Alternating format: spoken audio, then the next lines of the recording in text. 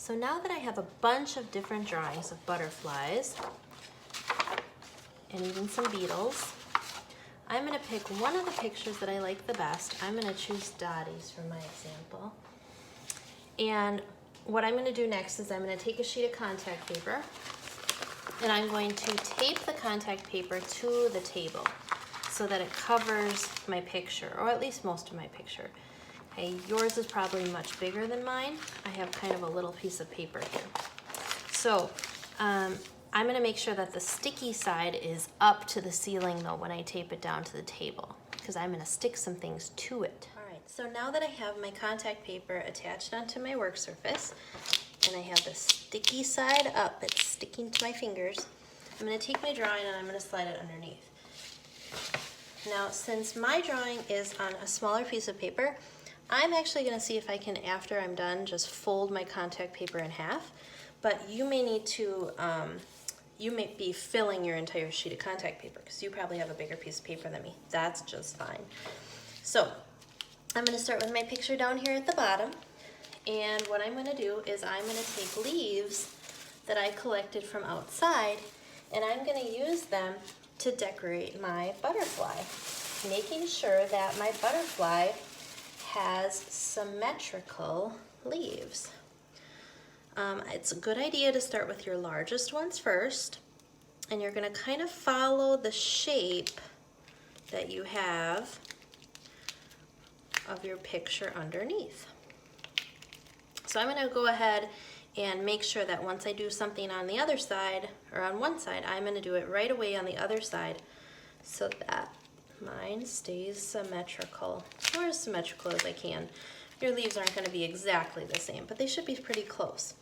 So just remember, if you put something on one side, make sure you put something else that's very close to the same on the other side. For example, I think I'll put this red one right here, kind of following along this edge that I had drawn.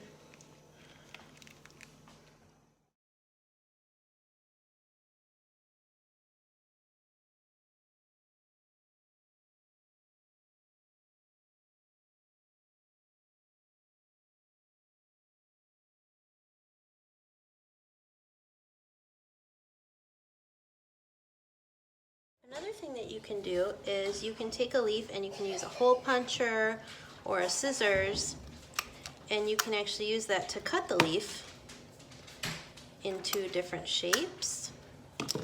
For example, here I have a circle from a leaf that I might want to use as an eye or something like that. So I can do those types of things. I can also use that to fill in some of the holes right here if I want to. I can also layer some on top because you'll be able to see this from both sides.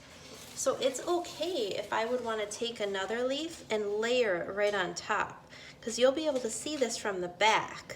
This will just mean that the back is different from the front, which is kind of like a real butterfly. In fact, if you wanted to do this like a scientist, you would probably have the front really colorful and the back be camouflaged.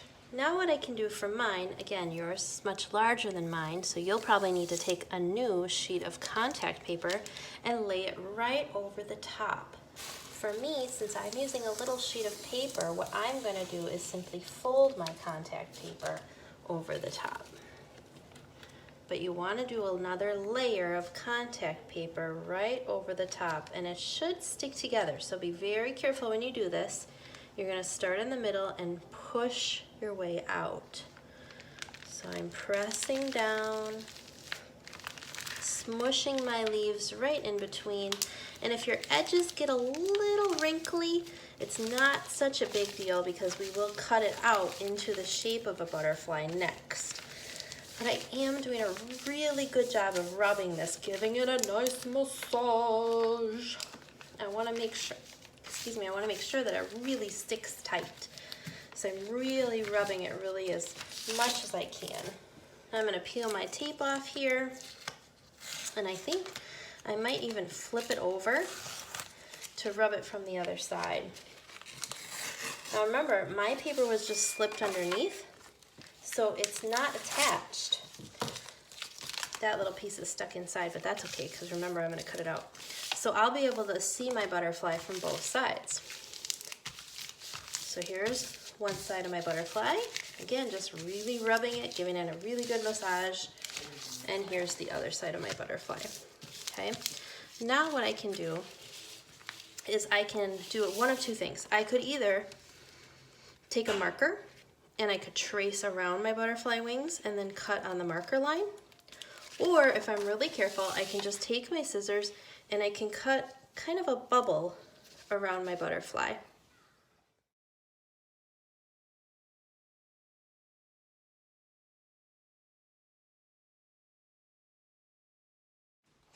Okay, so the next part for my butterfly wings that I'm going to do is I'm going to take a piece of cardboard. You could use a piece of driftwood that you find at the beach. You could use anything that's a little bit stronger than just the contact paper, which flops a little bit. And it needs to be sturdy enough so it's not going to flop over on its own. So then what I'm going to do is I'm going to be using hot glue, and I'm going to attach some pieces of twine or string. If you have elastic at home, that works really good too. And I'm just gonna find a piece that's about as long from my fingertips all the way up to my armpit. Can be a little bit longer if I want it, but everybody likes to say armpits, right? So let's do that.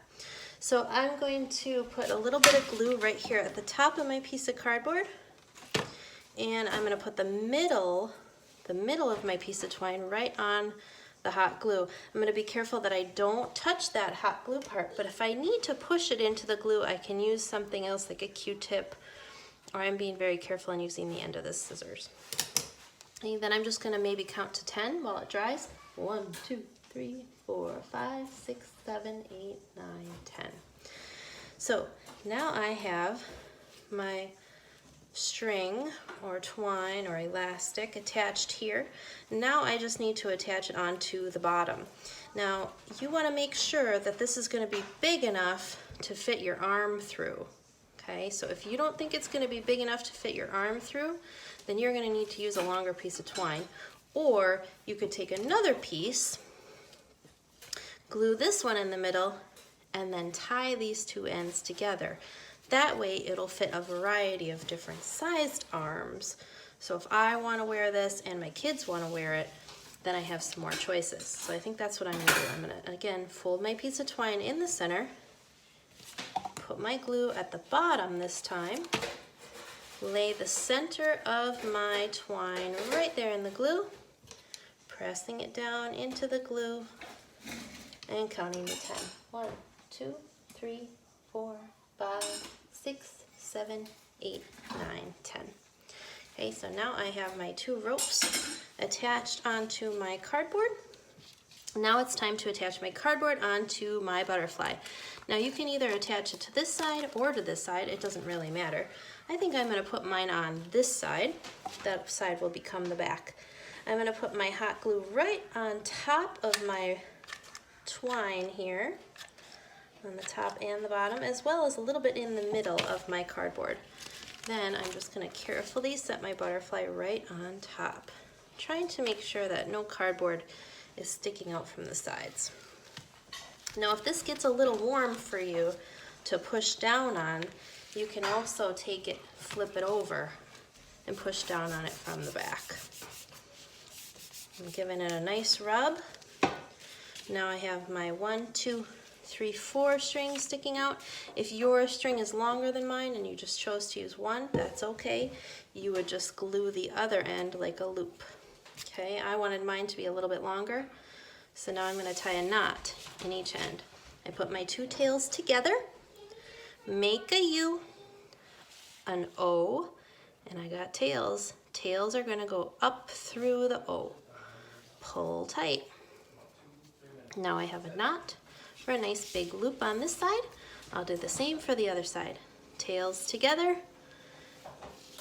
make, make a U, make a O, tails go under and up through the hole. Then I pull tight. Now I have straps for my butterfly wings. Woo!